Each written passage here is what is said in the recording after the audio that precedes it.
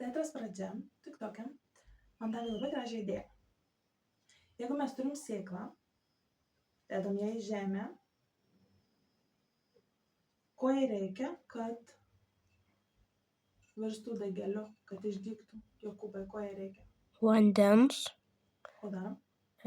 saulės, Teisingai. Jai reikia šviesos ir vandens. Gali būti lietus, gali būti mūsų vanduo, ne? Jinai išskleidžia šaknis pirmiausia žemėje, o tada dygsta ar nedygsta daigelis. Gali išsikeroti į labai gražų žiedą, augalą, krūmą.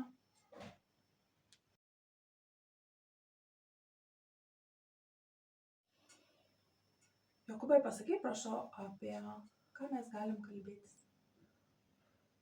apie augalus, Taip, na, apie drabužius, teisingai, mada, ką dar?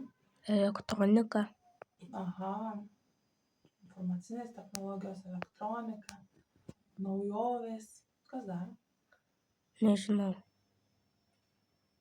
Knygas, keliones, sveikatą. Yra daug temų, kuriomis mes galim kalbėtis. Ir būtent taip ir darom sidabrinėje linijoje. Man paskambina telefonu iš sidabrinės linijos, aš atsiliepiu. Tada paskambina mano moteris, su kuria bendrauja. Ir mes pasikalbam. Tiesiog vieną kartą per savaitę apie tai, ką tuo metu sugalvojam.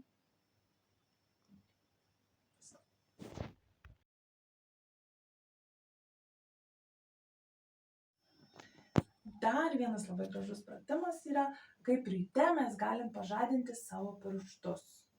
Irgi tas pats tėtas man tik tokią parodė. Tai žadinam vieną pirštą, nykštį ir kitą. Jie sako, labas rytas. Koks kitas pirštas, Jokūbai? Šitas, kaip vadinasi? nežinau, nykštukas, Tada žadinam mažylį, pats mažiausias. Vienas pabudo, antras pabudo, pasisveikino, labas rytas, pasibučiavo.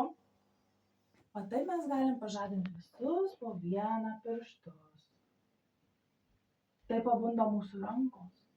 O kad pabustų mūsų balsas, ausys, mintys, mes tiesiog pasakykim sau, labas rytas.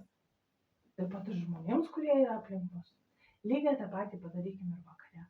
Sakykim, labos nakties, labanakt, aš einu ilsėtis. Sau, pirmiausia sau, ar ne? Bet labai svarbu, kad ir žmonės, kurie yra aplink mus, išgirstų mus, ar ne? Kad bendrautume. Štai pas mus jau beldžiasi kažkas už durų. Įeina mūsų broliai su sese. Taigi bendravimas yra labai svarbus kiekvienos bendruomenės.